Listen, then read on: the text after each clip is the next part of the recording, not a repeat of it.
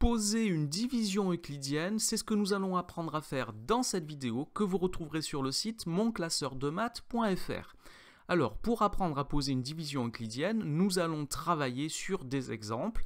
Voici le premier exemple. Nous allons poser la division euclidienne de 743 par 9. Alors, la division euclidienne, qu'on appelle aussi division entière, est une division dans laquelle le dividende, le diviseur, le quotient et le reste sont des nombres entiers. Nous n'aurons pas de nombres décimaux, de nombres à virgule dans ce calcul. Alors, nous allons poser la division, donc 743 divisé par 9. Je vous rappelle que le nombre que l'on divise, 743, s'appelle le dividende, que le nombre par lequel on divise le dividende est le diviseur, ici 9 est le diviseur. Donc ici, quand on divise 743 par 9, ça revient à déterminer combien de fois on peut mettre 9 dans 743. Alors si je connais la réponse, je n'ai pas besoin de poser la division. Donc je vais poser la division pour savoir combien de fois on peut mettre le nombre 9 dans le nombre 743. Alors pour cela, je commence par le chiffre le plus à gauche du dividende. Ici, c'est le 7 et je me pose la question, est-ce que dans 7, je peux mettre le 9. Donc 7 est plus petit que 9, donc je ne peux pas mettre 9 dans 7. Alors je continue en prenant cette fois deux chiffres. Au lieu de prendre simplement le 7, le chiffre des centaines, je vais prendre le nombre de dizaines, c'est-à-dire 74. Est-ce que dans 74, je peux mettre 9? La réponse est oui, puisque 74 est plus grand que 9. La question est combien de fois je peux mettre 9? Alors, il faut connaître les tables de multiplication, mais si on a un doute, on peut écrire la table de 9 dont on va avoir besoin dans cette division. On peut l'écrire au brouillon dans un coin de la feuille, comme ceci, et je regarde quel est le plus grand multiple de 9 que je peux mettre dans 74. Ici, il s'agit de 72, qui est égal à 8 fois 9. Donc, je vais écrire en dessous de la barre qui est en dessous du 9, 8. Donc 8 fois 9, ça fait 72, et je vais écrire en dessous de 74, 72, en alignant le chiffre des unités. Et je vais retrancher 72 à 74, cela fait 2. Alors qu'est-ce que ça signifie ça? 74 que j'ai divisé par 9 ici, 74 c'était le nombre de dizaines. Et je peux mettre 8 fois 9 dans 74. Le 8 du quotient sera le chiffre des dizaines du quotient. Et le 2 qui me reste, que donc dans ma soustraction, 74 moins 72, c'est 2 dizaines qui me restent, dans lequel je ne pouvais pas mettre 9. Et je vais l'utiliser pour continuer ma division. Et pour cela, je vais regarder maintenant le chiffre des unités, le 3, que je vais abaisser à côté du 2 des dizaines qui me restaient pour former un nouveau nombre, c'est 23. Et ça, c'est 23 unités. Je vais donc regarder maintenant, dans 23 unités, combien de fois je peux mettre 9. Donc je regarde ma table de multiplication et je vois que le plus grand multiple de 9 que je peux rentrer dans 23, c'est 18. Et 18, c'est 2 fois 9. Donc le chiffre des unités de mon quotient, ça sera 2. 2 fois 9, ça fait 18. Je l'écris en dessous du 23.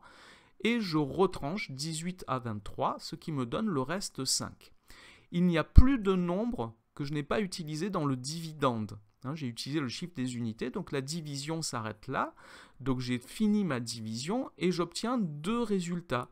J'obtiens le quotient qui est 82 et j'obtiens le reste qui est 5. Alors cette division, je peux l'écrire en ligne, mais attention, on n'utilise pas le signe de division quand il y a un reste. Pour l'écriture en ligne, je dois écrire que 743 est égal à 9 fois 82 plus 5. Nous avons déterminé combien de fois on peut mettre 9 dans 743. On peut mettre 82 fois 9 dans 743. Et il restera 5. Donc, 743 est égal à 9 fois 82 plus 5. Et attention de toujours vérifier que le reste, ici c'est 5, est strictement inférieur au diviseur, c'est-à-dire que 5 ici est bien strictement inférieur à 9.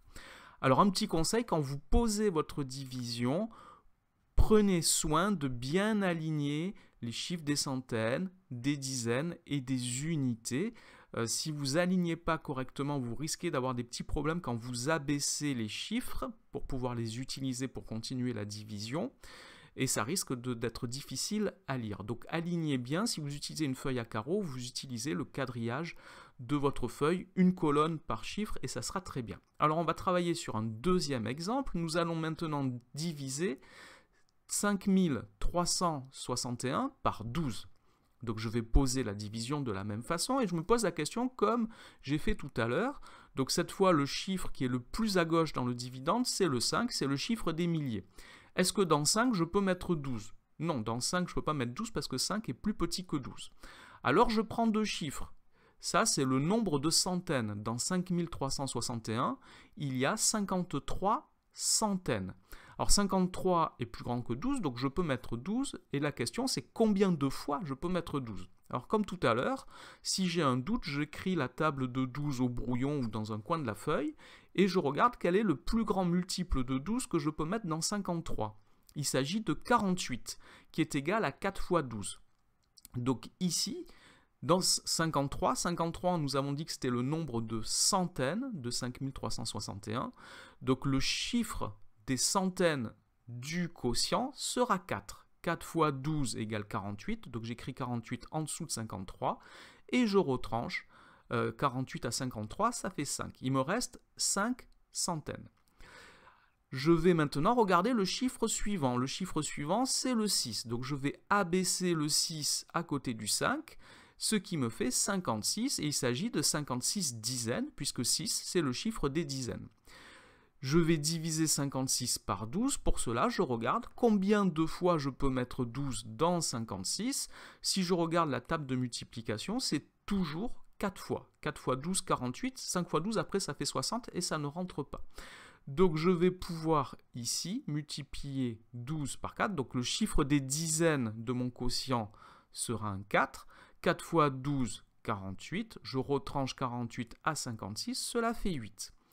Le chiffre suivant du dividende, c'est le 1, c'est le chiffre des unités que j'abaisse à côté du 8 ici pour former un nouveau nombre, 81. Il s'agit de 81 unités. Dans 81, combien de fois 12 je peux mettre? Alors je regarde ma table, je vois que le plus grand multiple de 12 que je puisse mettre, c'est 72, qui est égal à 6 fois 12. Donc le chiffre des unités du quotient sera un 6. 6 fois 12, 72. Je retranche 72 à 81 et cela fait 9. Et là, ma division entière est terminée car il n'y a plus de chiffres dans le dividende à descendre. Donc ma division est terminée et j'ai donc deux résultats. Le quotient qui est égal à 446 et le reste qui est égal à 9. Alors je peux écrire cette division en ligne.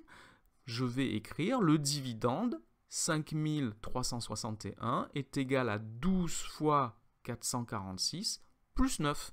Et je vérifie que le reste est bien strictement inférieur au diviseur, c'est-à-dire que 9 est strictement inférieur à 12. Voilà pour la méthode pour poser une division euclidienne. Cette vidéo est maintenant terminée. Merci de l'avoir regardée. N'oubliez pas de lui donner un j'aime et de vous abonner à la chaîne. Au revoir.